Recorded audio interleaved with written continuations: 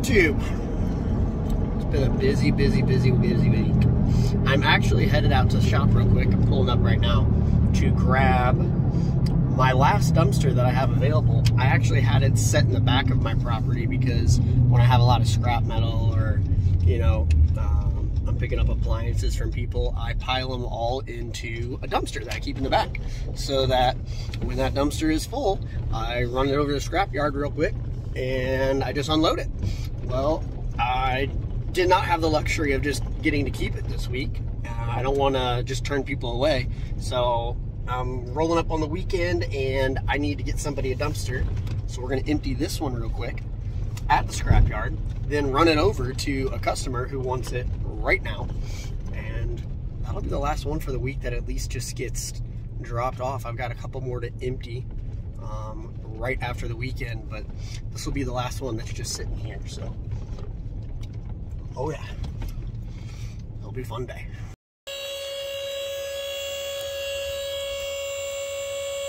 There's actually more in here than I thought. So that is basically it. It's only been here a week, so there wasn't too much. Got a lawnmower. I got my exhaust from my truck. That's in there, and there's just some other odds and ends. There's some people in town who actually know this dumpster's here, so it's kind of nice. So sometimes they just, hey, can I toss this in there? Can I toss that in there? It's just metal. I'm like, yeah, sure, you know, I'll take that. And coming back to a few surprises. Nobody's been throwing trash in it yet. That's the nice thing. So don't have to really worry about that. As you can see, this is actually the shop over here. Hope you can hear me. But that shop's getting worked on. As you can see, I had Keegan start knocking some paint off because we're going to paint the back, and that garage door right there is finally going to get replaced. I picked one up, so this whole back end is going to change a lot. The shop is finally turning out. It is slow but surely coming together. And one of the coolest things is I found out a little piece of information, and it's going to bring this whole video together, really. This neighborhood back here behind my shop, that pile is from a removal we did of hard fill. So we're kind of slowly getting rid of that. We did it in a hurry, so we dumped it here. So we'll slowly get rid of it. But this neighborhood over here, I found out is an HOA, and it's actually pretty far back. And they are not allowed to have boats, RVs, any kind of trailer, essentially, in their neighborhood, even in their driveway. Never really understand the whole HOA thing sometimes. But the cool part is, I've been wanting to develop this shop for storage. That long-term investment, right? So take a look at this. All this over here up to that, like that field over there is mine. So all this grass here, all this over here, that's mine as well. So I put a feeler out to see if anybody would be interested in, you know, some covered storage. Basically that involves a fence, a camera for sure, and a lot of gravel. But essentially this whole field is just going to be covered storage for part of the town. And it just helps pay the bills to this place. That's the whole point of this video. This thing loaded, and then I'll keep talking. Get this thing up here and get on the road so I get to the client in time. So started fixing the windows here on the side, at least clean them up for a little bit before we completely replace them. And we actually painted the whole front of the building so it's not that ugly yellow brick. If you follow me, you know exactly what I'm talking about. And that garage door right there is getting replaced. We're gonna redo the trim there. We're gonna get a nice big sign up there. This whole place is turning out. This place was a pile, but now it is just a pig with makeup, and I love it. All right, so if you're in this business, or you're in a very similar business where you are, you know, making, we'll call it fast cash, depending on how you operate. So you are bringing in money with very little overhead. It's your side hustle. You know, it might not be your main job. What are you doing? At the end of the day, you have options. You can grow the business, and you can keep growing the business and grow it and grow it and grow it. But by doing that, you're always dumping money back into the business, which initially is the smartest thing you can possibly do.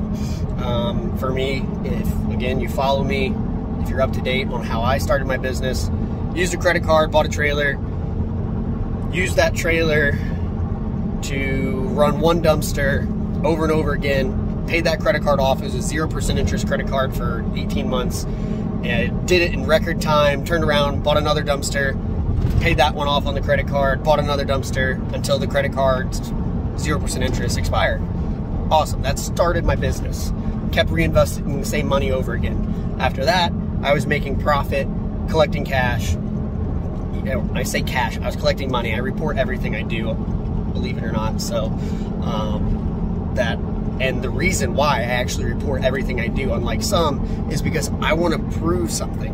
I want to prove at any moment how much money my business makes. And that's key, because if you're not planning an exit strategy, what are you doing? Some people have their purpose. In some cases, a side hustle or a business is something you do after you retire. You're bored, you just want something to do to make some extra cash, and you start something like this, where you buy a dumpster or buy a setup, or you start, you know, doing some kind of hauling work. Well, I was a little different. I started this business as a side hustle while working a full-time job, not too long, you know, after being out of college, only a few years out of college. And so in my mind, this was never just a retirement plan. This was if this continues to get bigger and bigger, I am going to make this a full-time gig. And that's exactly what happened. It ended up getting way bigger than I expected and became a full-time gig. But at the end of the day, do I want to be 60 years old and still running dumpsters? Considering I'm not even 30 yet. No, I don't. And I want to get this business as big as I can, as fast as I can, but I also want to be prepared to sell it at any moment. And let me explain something. I'm not looking to sell my business. It's not something I'm looking to do right now. But if you're not thinking about how you're going to sell your business in the end, it's always just going to be a side hustle. Because in my mind, every piece of equipment I buy, every building I buy, everything gets rolled into my business. It is going to be one thing. I am building, when I go to sell my business, I'm not selling a truck and some trailers. I'm selling clients. I'm selling a website. I'm selling a shop that I've now bought. I want it to be a package turnkey deal to somebody. And whether that is a child, a family member, a friend who understands my business, or if it's one of like the big three, or your Republics or Waste Managements, if the business ever gets that big. Somehow I want the place to be ready to liquidate. But that isn't even really the long-term the goal. That isn't really even my exit strategy. Because if I went that route one day, I would take that money and I reinvest it into something else. Likely real estate. That's my game. That's what I like to do. You'll also notice that I have 12 units, 3 different buildings that I rent out on a regular basis. That's my long-term plan money right there. So at some point, I don't want to be doing this at all, despite, you know, how much I enjoy it right now. I want my time back though. And right now I'm still, even though it's pretty passive, you drop a dumpster, you let it sit, you then pick it up, you know, and you get paid. It's pretty passive income, but it still takes time. But I want to get to the point where all of my assets are essentially real estate based. And that's why I'm actually, believe it or not, a pretty cash poor person. When I have cash, my first thought is, how can I reinvest this? Do I want to reinvest it into my business to build it, you know, to XYZ point? Or do I want to put some of that aside and then invest it into something bigger, like an apartment building, a single family flip, a duplex, triplex? I want to put that money somewhere so that money keeps paying me over time. And eventually that shift will offset what I'm making doing this. When it gets to the point that I'm making the same amount of money in my passive long-term income that I'm making doing this, it's going to be a serious evaluation of what I want to continue to do. So I really want you guys to think about that. If you are running this business, it's going really well for you, or you're running a lawn care business. I just had a big discussion with somebody, shout out to you, Brock, about this. not too long ago. If you're running a power washing business, anything that's bringing a painting business, anything that's bringing you that side money, if you're turning around and buying cars that aren't relevant to your business, if you're turning around and buying, you know, those side-by-sides that everybody are into, go-karts, whoops, I've done that. All those things that, you know, not really necessities, they're really just fun toys. Occasionally, yeah, do that. Satisfies that itch. But if you're turning around and pouring every bit of that kind of money into those toys, you really need to reevaluate why you actually started this. You started this because you wanted to feel more free, you wanted to make money on your own, you know, doing something, you know, fight the man, whatever it is, you know, sitting at that desk 9 to 5. Well, that's going to be all good until you can barely walk anymore because you've exhausted your body continuing to do this over and over again, and it just becomes another mind-numbing, sucking thing. Time is money, guys. You don't realize how important time is until you don't have it anymore. And if you can find a way to put your money into something else, I'm not saying it has to be real estate, but if it's reinvesting in somebody else's business who's doing their own work and then they pay you dividends, that's just as cool. But you really need to look at, where am I putting my money after I get it? All that extra income, am I putting it back into my business or am I reinvesting it? Stop spending it on toys. You're going to be in this vicious cycle that will never end otherwise. But if you really want like that financial freedom, really think about how to reinvest your money and have that exit plan. My exit plan is an ongoing situation. My exit plan every day that I drop off a dumpster, make money, it's going into real estate. Right now, it's just going into real estate and a couple pieces of equipment as well. But you have like that two parts. Like, what's my long term is, you know, keep buying rentals, and then, oh yeah, I can also sell the entire business as a whole one day too. And then when that business sells as a whole, I can take all that money and reinvest it into another thing. And at that point, I would definitely probably say I'd be feeling pretty good. You really need to think about that. Stop buying toys. I would definitely say too, like, one of the best parts about ever starting this YouTube, which was on a whim and influenced by a friend of mine, Kyle, who you've seen in some of my videos, or you've probably found me through his channel.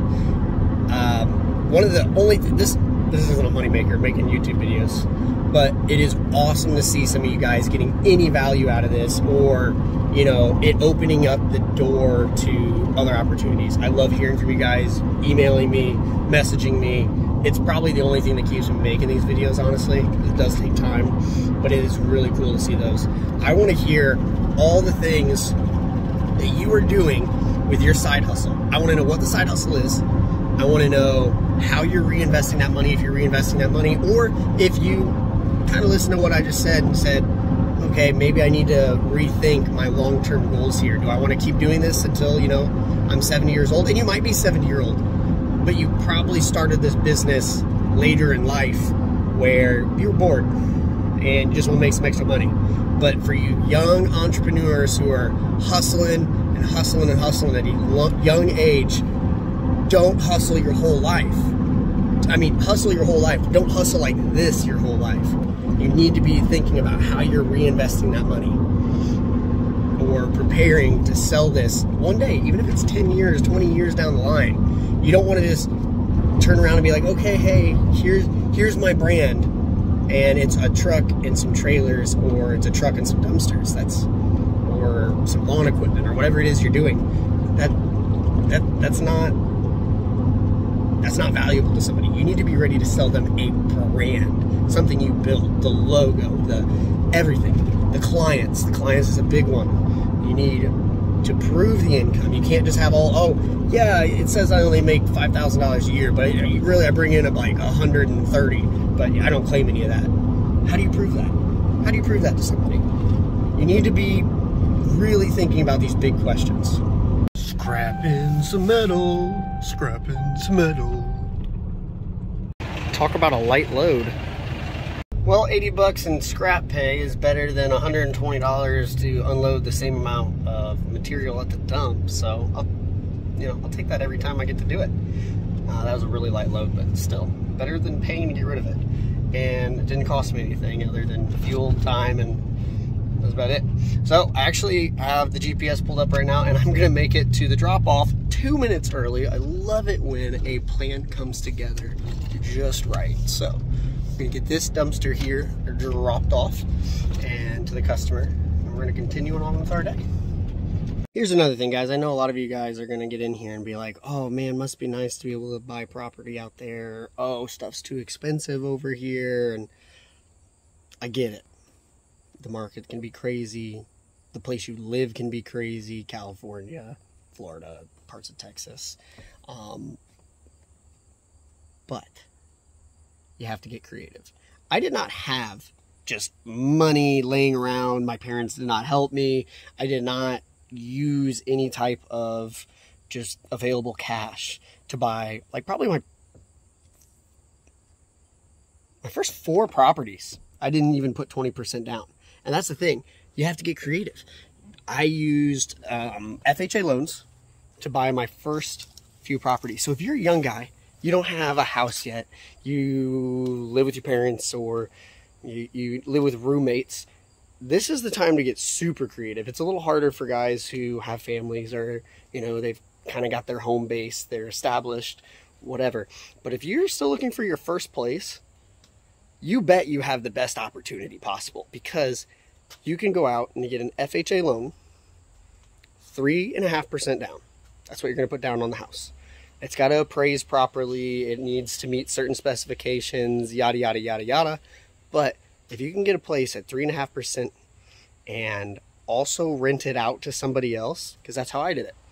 First 3 properties I bought were, well, the first 2 were FHA loans.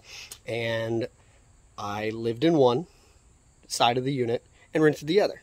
And so I lived for free. Somebody kept paying my apartment. The best part is the rent that I charged on one side cost more than the mortgage. So at the end of the day, all I did was kind of take care of utilities and anything that went wrong. And I lived for free. I was very, very, very financially poor at that time. I was literally just making it. Wouldn't suggest, if you just have enough money to buy a house, to do it that way, but that's kind of how I did it. It worked out. So if you can live in one side and rent out the other, you're starting to build a portfolio.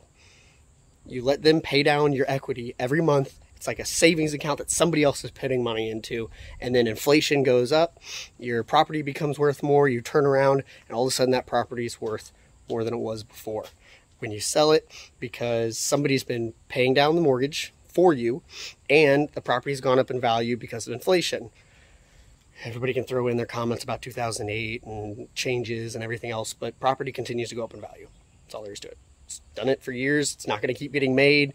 Land is not going to continue to be made. You're only going to build up. So stuff's going to get more expensive. When you say, oh, it's too expensive around here, then move. I don't care. But I'll tell you what, it's not going to get cheaper. Not significantly. If there's a correction in the market, yeah, it might get cheaper for a little bit. But are you actually going to take action then? Maybe. I don't know. But consider that it's just going to keep getting more expensive. So if you want to buy a property, you better think of a creative way to do it. That's it. The second place I bought was in kind of a fluke. I had bought the first one. I lived in one side, rented the other. I lived in the crappy side of the apartment, rented the nice part, so I could fix up the other one and live in it, but the other one could be rented immediately. Outside of that, my wife then said, at the time fiance, said, hey, I found a position 4 hours away that I want to do. All right. So I moved up with her, crashed into her apartment for a couple of weeks until I found, and I was working from home at the time. That was a huge key for me. It worked out where I ended up getting a remote position before it was cool, before COVID. And I was stacking enough money at the time that then I turned around and boom, found another duplex. Did the exact same thing there, because FHA does say if you relocate over 100 miles away from where you currently live, you can get another FHA loan. Well, that's what I did. I got another FHA loan at 3.5%. So now I have 2 duplexes, because I didn't sell the first one. I kept the other one. And now I have 2 duplexes. I'm renting out 2 sides at one of them. I'm renting out 1 side at the other, and I'm living in that one too. So I'm now living for free and making income on the one that I originally bought a few years before. So that's how I started building mine. I know everybody's story is going to be different. I want to know if you've utilized this type of technique where you buy a multifamily property with an FHA loan, because it's hands down one of the easiest way to get into real estate. I don't care what anybody says. At least in my personal opinion, especially if you don't have a lot of cash laying around to just go buy a place and mommy and daddy aren't there to buy it for you. So think of creative ways to do it. You can watch my video, on my channel about how I bought my shop without putting $1 down on it. That one's a little different. That one took a little bit of time and a perfect scenario, but there are creative ways to get these different assets. And you really need to be thinking, how can I obtain these long-term assets by leveraging my business? How can I take my business or side hustle to buy these long-term assets so I'm not always stuck in the grind and the hustle and to continue living? If you get stuck in the grind and the hustle as a self-employed person and you have no exit strategy, no long-term plan, you're not investing, if you don't have like a 401k or a IRA, if you're not putting your money into something in the long term, I don't know why you're doing it at all. You're just making fast cash for toys and fun and just to say you do it. If you really want to build a true financially free, successful lifestyle for yourself, start putting that money somewhere. And I know I'm just lecturing, so a lot of you old guys know this, whether you're doing it or you learned it the hard way because you didn't. And I'm really talking to some of the young guys that are hustling out there. You need to think about these types of things. How can I be financially free before all my friends and family ever would have expected to be? Like, subscribe, follow, guys. I hope this little bit of information just kind of clicks in your head and you start looking around.